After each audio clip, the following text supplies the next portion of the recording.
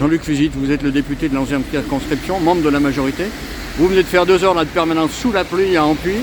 Qu'est-ce qui ressort un petit peu du point de vue que les gens vous apportent quand ils vous rencontrent? Alors il me parle un peu de différents sujets, aussi bien des sujets locaux, on vient de parler d'agriculture tout à l'heure avec un agriculteur, on a parlé aussi de sujets nationaux, questions de sécurité, voilà, et puis aussi des questions d'actualité, notamment les questions internationales. On sent un peu la préoccupation par rapport à la situation d'un côté les États-Unis, la Russie, la problématique de l'Ukraine et aussi un petit peu la problématique de Gaza.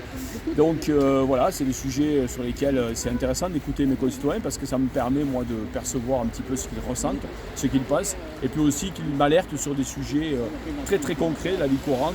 Je pense à des problématiques de sécurité notamment et d'agriculture. Donc voilà, c'est toujours utile et encore une fois, c'est un bon moyen de se rendre compte de ce que pensent nos concitoyens. Quand on est représentant du peuple à l'Assemblée nationale, on a l'impression qu'on a la possibilité d'avoir une prise un petit peu sur la politique internationale de la France ou pas? Alors, on a une prise sur le quotidien, avec un certain nombre de mesures qu'on peut prendre, des actions que l'on peut faire, comme celles que je fais pour le monde agricole, par exemple. Ensuite, au niveau international, on n'a pas de prise directe, si ce n'est ce qu'on va avoir à se prononcer sur des débats d'orientation, donc de manière indirecte, quand le gouvernement va proposer ou pas, s'il propose des aides militaires ou autres par rapport aux différents conflits, évidemment qu'on a une prise puisqu'on va devoir par le vote ou valider ou invalider ou orienter donc, les choix qui peuvent être faits donc, en matière notamment militaire ou en matière de soutien à certains pays qui sont en grande difficulté quand on pense évidemment par exemple à l'Ukraine qui a été agressée par la Russie depuis 3 ans. Le président de la République a annoncé le week-end passé son intention de reconnaître l'État de Palestine. Vous en pensez quoi, vous? Alors moi, je m'étais exprimé sur le sujet il y a un peu plus de 3 ans, la première fois. Et donc moi, je suis pour une solution à 2 États.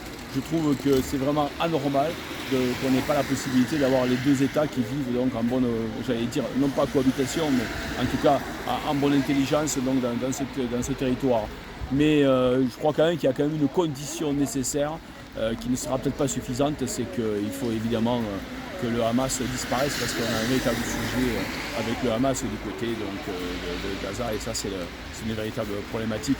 Donc oui à la solution 2 États et 2 États en paix. Il faut construire la paix des 2 côtés, il faut que tout le monde se tende la main pour vraiment arriver à la paix dans cette zone du monde qui souffre depuis trop longtemps de cette problématique. Ultime question, on est parti du local, on revient au local.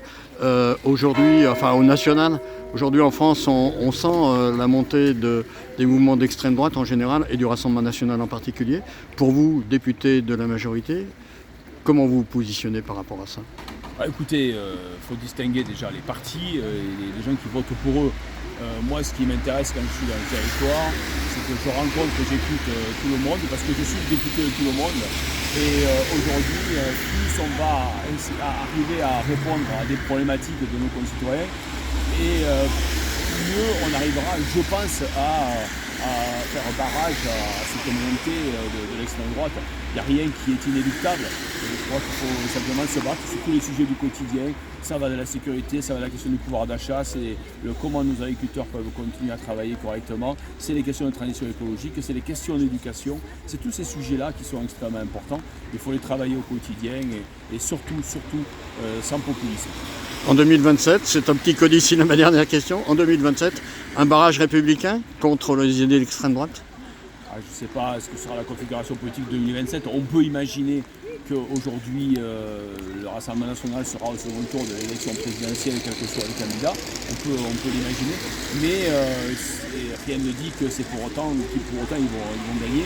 Donc je crois qu'il va falloir rassembler largement. Il faut que les modérés de ce pays se rassemblent, construisent un projet. Donc j'espère autour des valeurs, notamment social-démocrate et qui intègre les questions de justice sociale, les questions de transition écologique, la question du travail, la question de l'éducation et qu'on puisse se rassembler largement pour éviter justement l'arrivée au pouvoir de l'extrême droite. En tout cas, moi je m'y emploierai localement pour faire en sorte qu'on puisse éviter de se retrouver avec un président ou une présidente d'extrême droite.